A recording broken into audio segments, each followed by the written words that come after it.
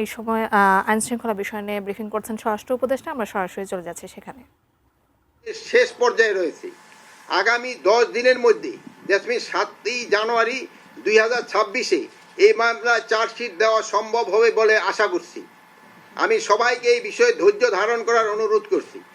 আমরা অতি দ্রুত এই হত্যাকাণ্ডের মূল রহস্য এবং যারা এর পিছনে জড়িত রয়েছে তাদের নাম, ঠিকানা সহ পূর্ণাঙ্গ তালিকা জনসম্মুখে উন্মোচন করতে পারবো ইনশাল্লাহ।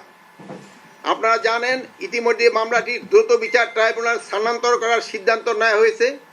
এই জঘন্য হত্যাকাণ্ডের ঘটনায় 4 গুণ শক্তিশালী এনজাইম ও অধিক ফেনা সমৃদ্ধ অরিক সিলভার ওয়াশ মাত্র 70 টাকায়।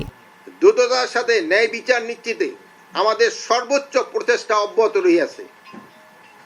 এ কাজে ব্যাঘাত ঘটাতে ফ্যাসিস্ট দোসর, দুষ্কৃতিকারী ও সন্ত্রাসীরা অনবরত তৎপরতা চালিয়ে যাচ্ছেন।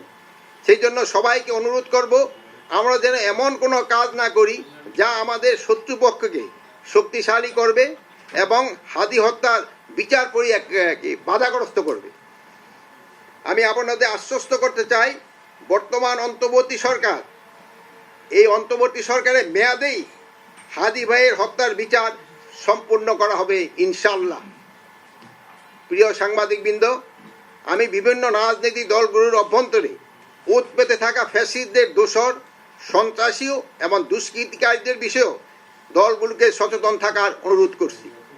বিভিন্ন রাজনৈতিক দলে কিছু নেতাকর্মী ভালোভাবে না জেনে ফ্যাসিস্টদের দোসর, সন্ত্রাসী ও দুষ্কৃতিকারীদের তাদের দলে স্থান দিচ্ছে বলে আমরা খবর পাচ্ছি।